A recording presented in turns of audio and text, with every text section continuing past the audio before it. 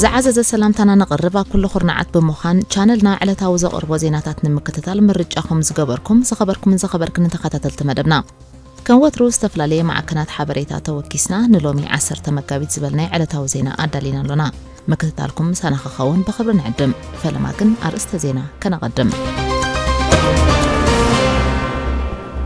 إيران أبزز كاير زلو كينات نلعل شد شاور حز خيد أخل عقم اللنيلام دحرتي مس حلوة صورة إيران متأثر لو بزبل مس أب بيروت ليبانوس زركب هوتيل بدبدبا مدقعتي إسرائيل معناو وهابيك الحلوة صورة إيران أبز إسرائيل أمريكان لفنتا وحيل مسريتن قبل على إيران زكايدو زلو مدقعتي بوحدو نلعل شد شاور حي كواق زخل أخل عقمي كم زلوا كليتوم بريزيدنت صومال نصنحق قوام تهاجر زمحايش وعل فريمو بريزيدنت صوماليا حسن شيخ محمود نتين 10 عامتات اب تحتي غزياو قوام كخيد صنح سرعه ممحدار صوماليا بوقعي كختم زغبر ناي ممحاش وعل كم زختملو هورن اوبزرفر استبهلت مربب حبريتا كابيلا صوماليا زرخبكو حبريتا بمبال تمال مشت اب زرغحتو زينا غليصام نكينات إيران تختلو السعابة مغير أتوكرو هاجرات وشمت سلام قرن أفريقيا كزرقو خمز خيل تقليتو بناي وشمت جنزب بناي وشمت دبلوماسي بناي وشمت سرعة مكل خال كزور تصنحة بوليتيكا وتصطان كونتات قرن أفريقيا نكينات إيران مسلفنتا وحيلي أمريكان إسرائيل نسيعبو مغير أتوكرو هاجرات وشمت سلازة سعابة سلام قرن أفريقيا كزرق خمز خيل مربب حبريتا ذا كونفرزيشن قليزام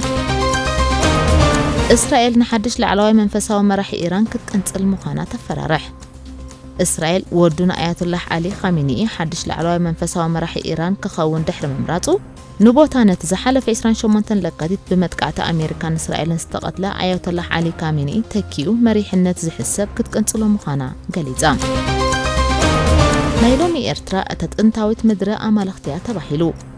أب جبس يتعاقبوا زتصنحة نايقاونا موميا دحر استقبرلو ناي DNA مرمران مصنعتن جبس أويان مدرة بونت مالت مدرة أمالقتيلهم تتصوعوا بوتا أم مبرق أفريقاويت حاجر إيرترا زركب مخانو نزا حبريتا حيزن زوطا استفلاليا مع كنال زينا يحبرا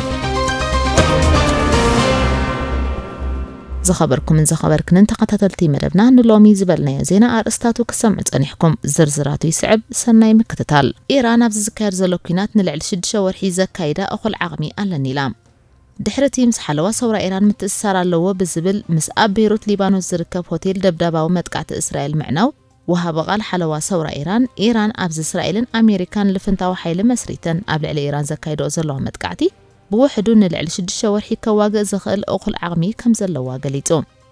وهابيك الحلوة صورة إيران علي محمد نايني نمعكنا زينا قال فابزهابو مقلتي هاجرو مس أمريكان إسرائيل بوحدو نشد شوارح زتصنح نايمولا عغم كينات فول سكيل ورن مكيار زخل وتهدراو بقعتن قربن كم زلوا أفليتوم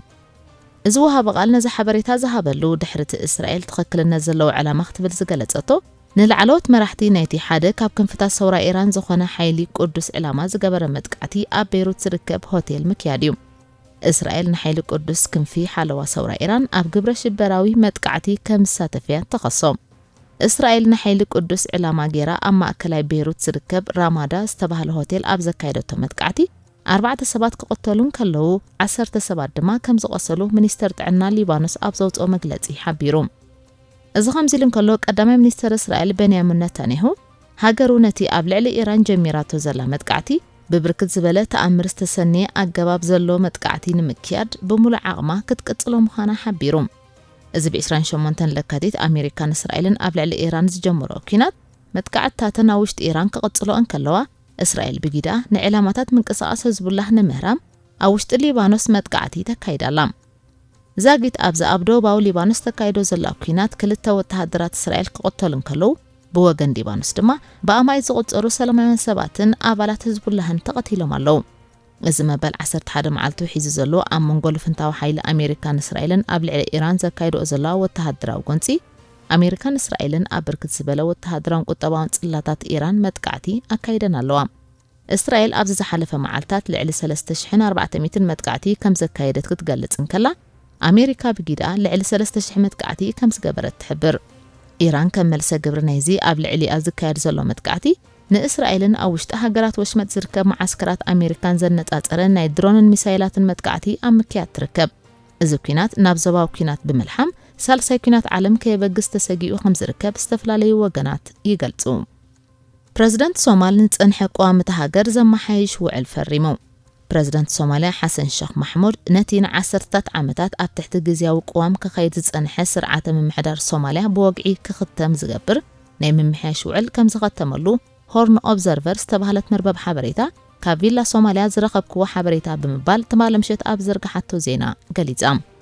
ሶማሊያ ድሕሪ ዓመታት ዝወሰደ ግርጭትን ፖለቲካዊ መስግጋርን እቲ ሃገር ነቲ ዝመስረተቶ ፌደራላዊ ትካላትን ምምሕዳርን ካብ ነሐሰ 2012 ኣትሒዛ ግዝያዊ ፌደራላዊ ቅርጻዊ ሕጊ ብምርዓም ክትመሓደር ከም ጸንሐት ምንጭታት ቪላ ሶማሊያ ይሕብሩ።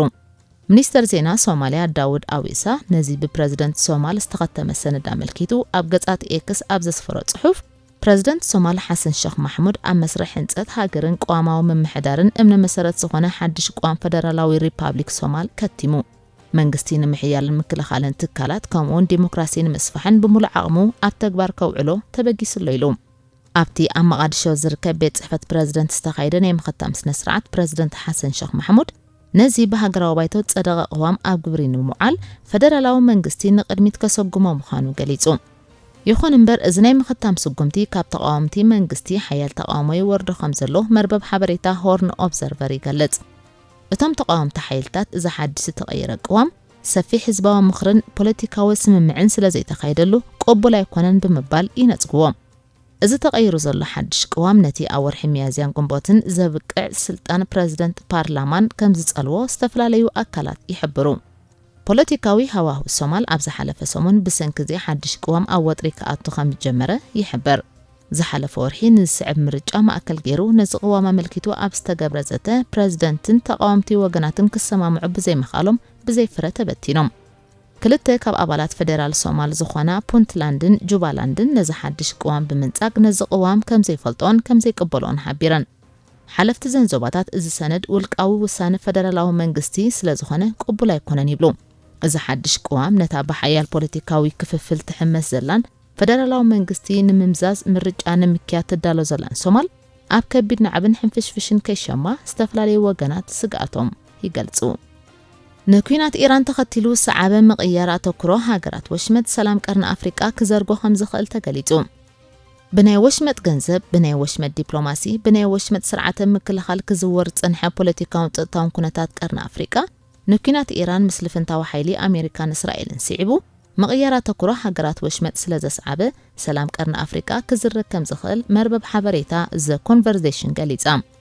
እቲ ንነዊሕ ኣብ ዝተኻየደ መጽናዕቲ ተመርኪሱ ኣብ ዝተዘርግሐ ዜና ሃገራት ምብራቕ ኣፍሪቃ ምስ ቱርክን ግብፅን ሓዊስካ ምስ ሃገራት ወሽመጥ ጥቡቕ ዝኾነ ዝምድና ጸኒሕዎን እዩ። በዚ መሰረት እዚ ኣብ ማእከላይ ምብራቕ ተወሊዑ ዘሎ ኩናት እናሰፍሐ እንተኸይዱ ኣብ ቀርኒ ኣፍሪቃ ንዘሎ ግጭት ሓድሽ መልክዕ ከትሕዞን ንዲፕሎማሲ ቀርኒ ኣፍሪቃ ናይ ምቕያር ልዕል ተኽእሎ ከም ዘለዎን ዘ ኮንቨርሴሽን ገሊጻ። እታ መርበብ ሓበሬታ ወሲኻ ሕቡራት ኢማራት ዓረብን ቀጠርን ከም ኢትዮጵያ፣ ሶማልን ሱዳንን ንዝኣመሰላ ኣብቲ ዞባ ዝርከባ ሃገራት ወሳነ ምሕዝነት ብምፍጣር ዝተፈላለዩ ነገራት ክገብራ ዝጸንሐ ኮይነን ሕጂ ግን ብሰንኪ ተወሊዑ ዘሎ ኩናት ኣብ ውሽጣዊ ጸጥታዊ ኩነታት ክጽመዳ ተገዲደን ብምህላውን እቲ ኣብ ቀርኒ ኣፍሪቃ ጸንሐን ጽልዋ እናነከየ ክመጽእ ይኽእል ኢላ። እታ መርበብ ሓበሬታ ቀጺላ ምንካይ ጽልዋ ናይ ዘን ሃገራትካ እተን ሃገራት ዕጡቓት ብምድጋፍ ኣብ መንጎ ሃገራት ግርጭት ብምስዋር ክገብርኦ ጸንሐ ኣበርክቶ ክንክብ ብምዃኑ እቲ ተፈጢሩ ዝጸንሐ ጎንፂ ኣብ ቀርኒ ኣፍሪቃ ናብ ሓያል መልክዑ ክዓርግ ይኽእል ኢላ። እታ መርበብ ወሲኻ ብኻልእ ሸነኽ ድማ እቲ ክዓርግ ጸንሐ ግርጭት ናይ ምህዳእ ተኽእሎ እኳ እንተለዎ ኣብ ምብራቕ ኣፍሪቃ ብሰንኪ ደገፍ ናይ ሃገራት ወሽመጥ ክዓርግ ዝጸንሐ ግርጭት ደገፍ ምስ ተሳእኖ እቲ ተዓቢጡ ጸንሐ ቅርሕንቲ ገንፊሉ ብምውጻእ ሰላም ቀርኒ ኣፍሪቃ ክዘርጎ ኢላ። እታ መርበብ ሓበሬታ ብሰንኪ ምትእትታው ሃገራት ወሽመጥ ነዊሕ ዓመት ዘቑፀረ ኩናት ሱዳን ባህጊ ኢማራት ንምርዋይ ዝተላዕለ ጥሙሕ ኣፍ ደገ ባሕሪ ኢትዮጵያ ዝኣመሰሉ መዓልቦ ዘይረኸቡ ጉዳያት ስለ ዘለው ብሰንኪ ኩናት ኢራን ምቕያር ኣቓልቦ ሃገራት ወሽመጥ ሰላም ቀርኒ ኣፍሪቃ ክሕመስ ይኽእል ኢላ። እስራኤል ንሓድሽ ላዕለዋይ መንፈሳዊ መራሒ ኢራን ክትቅንጽል ምዃና ተፈራርሕ። እስራኤል ወዱን ኣያቶላህ ዓሊ ኻሜኒ ሓድሽ ላዕለዋይ መንፈሳዊ መራሒ ኢራን ክኸውን ድሕሪ ምምራጹ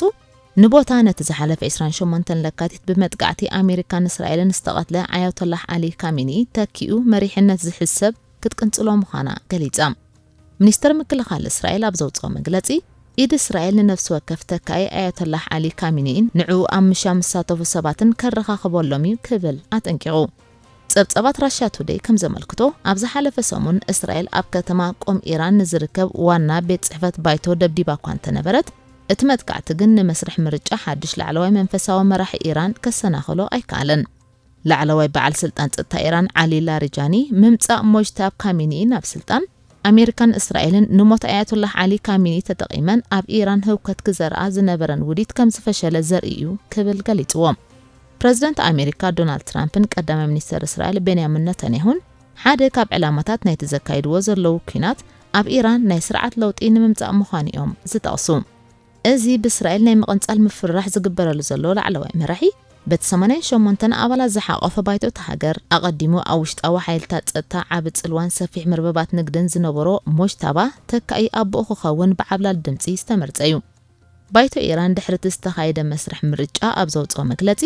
ባይቶ ንኣያቶላህ ሰይድ ሞጅታብ ሁሴን ካሜኒኢ ሳልሳይ መራሒ ቅዱስ ስርዓት እስላማዊ ሪፓብሊክ ኢራን ክኸውን ሸይምዎሎ ክብል ሓቢሩ ፕሬዝዳንት አሜሪካ ዶናልድ ትራምፕ ድሕሪ ዝምርጫ ኣብ ዝሃቦ ሓበሬታ ኢራን ዓብ ጌጋ ጌራ ድሕሪ ምባል ሓድሽ ላዕለዋይ መንፈሳዊ መራሒ ኢራን ካባና ፍቃድ እንተዘይረኺቡ ብህይወት ነዊሕ ኣይክጸንሕን እዩ ዝቕጽል ዘሎ ኩናት ንምዝዛም እውን ምስ ቤንያሚን ኔታንያሁ ናይ ሓባር ውሳነ መሃብ ከድልዩ ክብል ገሊጹ